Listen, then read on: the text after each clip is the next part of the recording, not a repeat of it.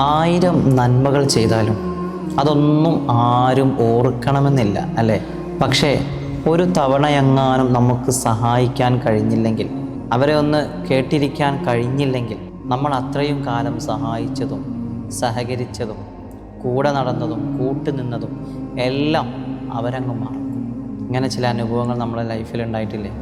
ഗുണത്തേക്കാൾ കൂടുതൽ ദോഷം കാണാനാണ് പല ആളുകളും ആഗ്രഹിക്കുന്നത്.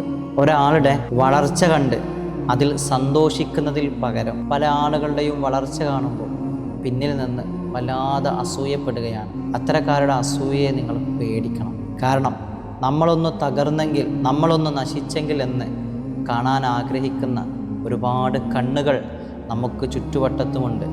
ചിലപ്പോൾ അത് കുടുംബത്തിലാകാം, ചിലപ്പോൾ അത് അയൽവാസികളാകാം, ചിലപ്പോൾ നമ്മുടെ കൂടെ തോളിൽ കൈയിട്ട് നടക്കുന്ന ഒറ്റ സുഹൃത്താകാം.